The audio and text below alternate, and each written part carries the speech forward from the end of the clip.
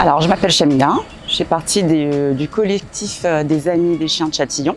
Un épillé, c'est une plante, plus exactement de la famille des graminées. L'épillé, c'est la tête de la plante. Quand c'est vert, c'est pas très dangereux pour nos animaux de compagnie, mais une fois que la tête sèche, il va se fragmenter. Et c'est là où ça s'appelle des épillés, en forme de V, qui sont très dangereux pour nos animaux de compagnie, notamment nos chiens et nos chats. Et ces épillés s'accrochent à leurs poils, qu'on appelle des voyageurs, et vont migrer toujours dans le même sens, c'est-à-dire vers l'intérieur du corps de l'animal. Quand ça s'accroche au pelage, ça va migrer à l'intérieur du corps, percer le derme et s'infiltrer dans le corps, créant des abcès.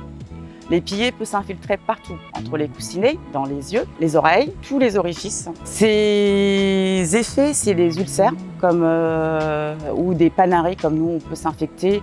Ça va développer un abcès avec du pus à l'intérieur. Donc la seule solution, c'est d'aller chez le vétérinaire. La meilleure option, c'est la prévention, c'est-à-dire après chaque balade, inspecter son animal, regarder son pelage, passer un coup de brosse. La prévention, c'est ce qu'il y a de plus important, parce qu'une fois l'épillé à l'intérieur, il n'y a que le vétérinaire qui peut s'en occuper sous anesthésie.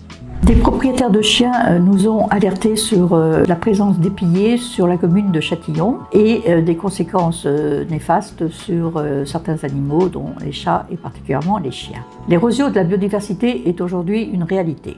L'homme, malheureusement, en est directement responsable, alors qu'il dépend d'elle pour sa survie, sans en avoir toujours réellement conscience. Les collectivités locales doivent jouer désormais un rôle clé dans la lutte contre la perte de biodiversité. Des traités internationaux ainsi que des lois telles que Grenelle 1 et 2 leur donnent toute la légitimité pour agir directement sur leur territoire. La ville de Châtillon a donc décidé de mettre en œuvre des actions, non seulement pour stopper la perte de la biodiversité, mais aussi pour la développer. Tout d'abord par des mesures simples. Laisser pousser l'herbe dans certains parcs et squares, ou bien la fauche tardive des espaces enherbés. Les chiens n'étant pas admis dans ces lieux, la présence il y en a d'épillés ne doit donc pas poser de problème. Cependant, des entourages d'arbres sur la voirie sont laissés également en gestion différenciée, ce qui permet la montée des épis en graminées. Le service des parcs et jardins, néanmoins, assure une veille et planifie les interventions au besoin. Il en est de même le long des trottoirs, mais un désherbage de ces derniers est réalisé en moyenne une fois par mois. Nous recommandons donc aux propriétaires de chiens d'éviter de les promener avec ou sans laisse au milieu des champs d'herbes hautes et sèches et après chaque promenade d'effectuer une inspection de son animal de compagnie, ce qui ne prend que quelques minutes et évite de gros problèmes.